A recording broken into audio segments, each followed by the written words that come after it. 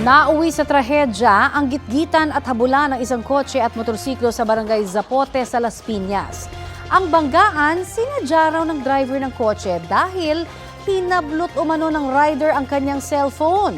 Balitang hatid ni Bam Alegre. Kuha ang CCTV footage na ito pasado hating gabi noong Martes sa barangay Zapote, Las Piñas. Matulin na naghahabulan ng dalawang motorista, isang motorcycle rider at isang nakakotse. Ang habulan na yan nauwi sa pagbangga ng kotse sa motorsiklo. Ayon sa isang saksi, sinadyang banggain ng driver ng kotse ang rider na umano'y nang hablot ng kanyang cellphone. Naglalakad po ako papunta po dito na bigla pong inablotan po ng cellphone po yung nakakotse ng nakamotor po. Minapagsaya po talaga po yung lapper po talaga yun.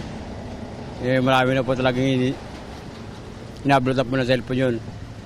Saktong mga madaling araw po nagigit-gitan po silang dalawa.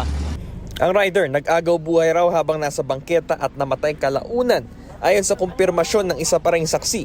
Nakita ko, nakandusay na lang po yung binunggo. Sabi po nung may-ari nung nakabunggo, nung kotse, hinablotan daw po siya ng cellphone, kaya po niya hinabol at binunggo para makuha yung cellphone. Nung nabunggo po niya doon po niya nakita at nakuha yung cellphone. Nasa kanya din po pala yung cellphone na pinakita din po niya sa mga taong nandito noon na cellphone po niya talaga yung kinuha nung binunggo niya.